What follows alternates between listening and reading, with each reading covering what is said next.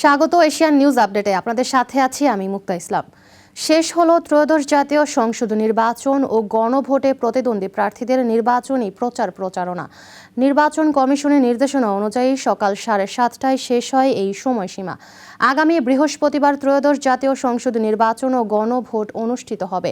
সেদিন সকাল 7:30টা থেকে বিকেল 4:30টা পর্যন্ত সারা দেশে 299টি সংসদীয় আসনে একযোগে ভোট গ্রহণ অনুষ্ঠিত হবে।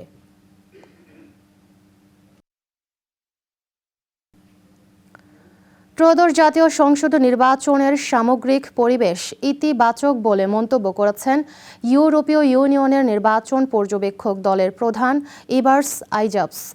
সকালে এক সংবাদ সম্মেলনে তিনি এসব কথা বলেন। এ সময় তিনি বলেন, প্রশিক্ষিত পর্যবেক্ষকেরা ইউরোপীয় ইউনিয়নের 27টি সদস্য রাষ্ট্র থেকে এসেছেন। ইবার্স আইজাবস আরও বলেন, তাদের মূল বিশেষজ্ঞ দল বাংলাদেশের বিভিন্ন প্রান্তে মোতায়েন পর্যবেক্ষকদের সঙ্গে সমন্বয় করবে। বাংলাদেশ ও যুক্তরাষ্ট্রের মধ্যে পারস্পরিক শুল্ক স্বাক্ষরিত হয়েছে। নতুন চুক্তি অনুযায়ী বাংলাদেশের রফতানি পণ্যের ওপর পাল্টা শুল্ক কমিয়ে 19% নির্ধারণ করা হয়েছে।